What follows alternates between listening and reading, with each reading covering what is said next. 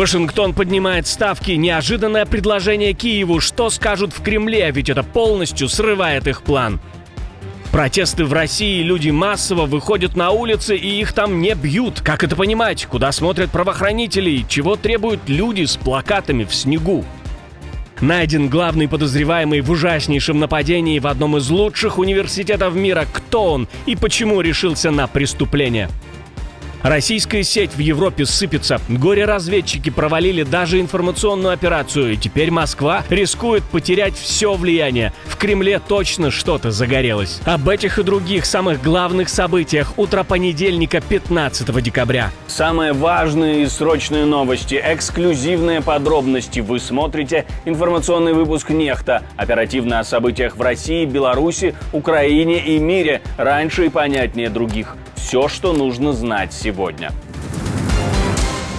Вашингтон поднимает ставки в переговорах с Киевом. Это условие может не понравиться Москве. В США обсуждают гарантии безопасности для Украины по модели 5 статьи НАТО и хотят закрепить их так, чтобы это было не политическим обещанием, а обязательством. Как пишет издание Axios со ссылкой на американского чиновника, переговоры о пакете гарантий от США и Европы заметно продвинулись. По словам источника, администрация Дональда Трампа готова оформить для Украины гарантию по логике 5 статьи, сделать ее юридически обязательной. Мы хотим предоставить украинцам гарантию безопасности, которая, с одной стороны, не будет пустым чеком, а с другой будет достаточно сильной. Мы готовы направить ее в Конгресс для голосования.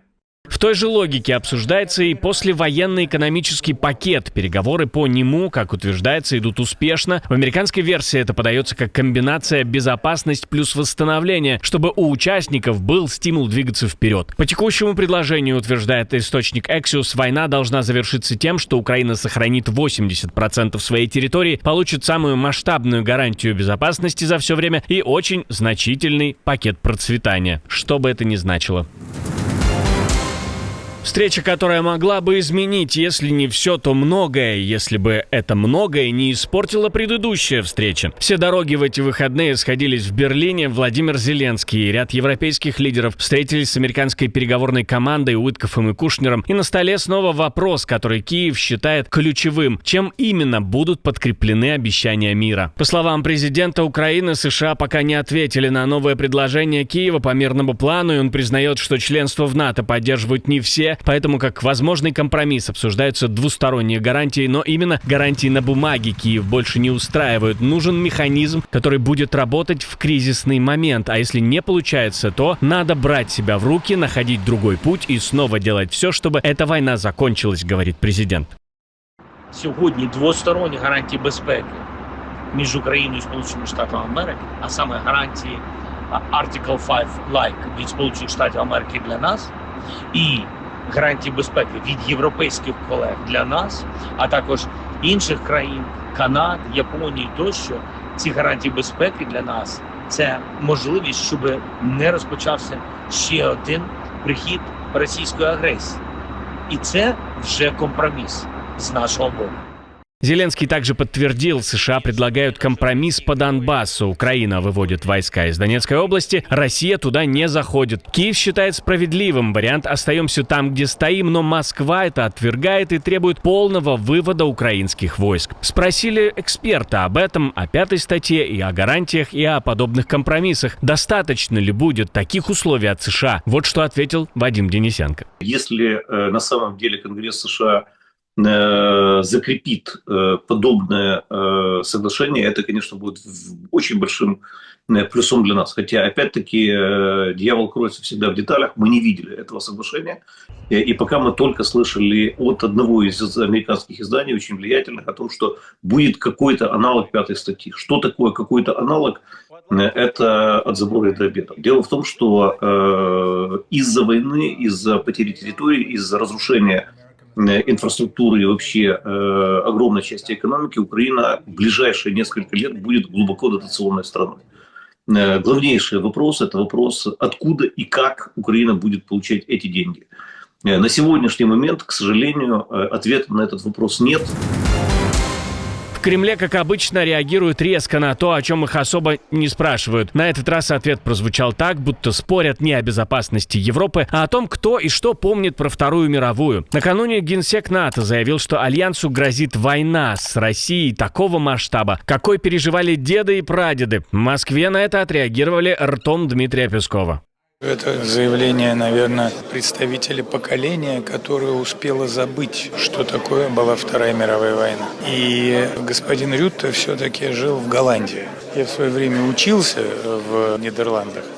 И вот мне там голландцы сами рассказывали про страшное испытание, которое они пережили во время фашистской оккупации, что им разбили несколько окон, и как это было жутко, это на полном серьезе. И при этом голландцы очень не любят немцев.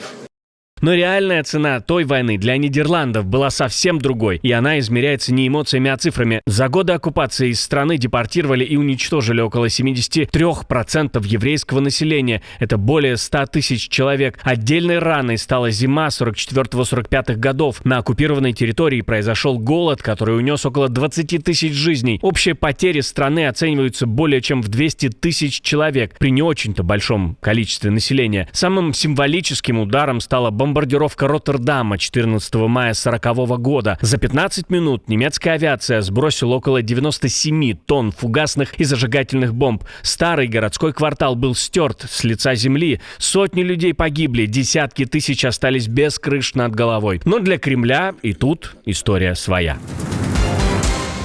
Экзаменационный день в одном из самых известных вузов Лиги Плюща оборвался выстрелами. Стрельба началась прямо в учебном корпусе, а стрелок до сих пор не найден. По данным властей, в Брауновском университете в Провиденсе, штат Род-Айленд, погибли как минимум 2, еще 9 человек получили ранения. Руководство университета заявило, что погибшие и пострадавшие – студенты. Стреляли в аудитории на первом этаже корпуса инженерного и физического факультетов, где днем должны были проходить экзамены. Один из студентов рассказал местным медиа, что около 2 часов прятался под партой, пока полиция проводила операцию.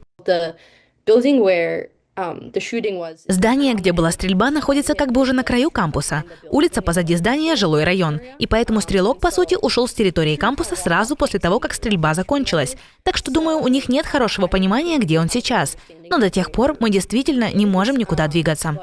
Подозреваемого описывают как мужчину в черной одежде. Полиция считает, что ему около 30 лет. Его личность не установлена, по крайней мере, на момент записи этого видео, и он попал на камеры, когда выходил из здания. И по версии правоохранителей, мог быть в маске. После стрельбы он скрылся, оружие не найдено. Но задержан человек, который может быть подозреваемым или попросту полезным для следствия. Мы можем сообщить, что задержали лицо, представляющее интерес для следствия по делу о вчерашней стрельбе. Во-вторых, я хочу сообщить жителям Провиденса, что немедленно, начиная с этого момента, мы отменяем распоряжение оставаться в укрытии для Брауновского университета в соответствующем районе. Президент США Дональд Трамп сообщил, что его проинформировали о случившемся. Мэр Провиденса Брэд Смайли заявил, что преступник остается на свободе и число жертв может вырасти. Президент университета подтвердила, что почти все пострадавшие студенты. Губернатор Род-Айленда пообещал добиться привлечения стрелка к ответственности.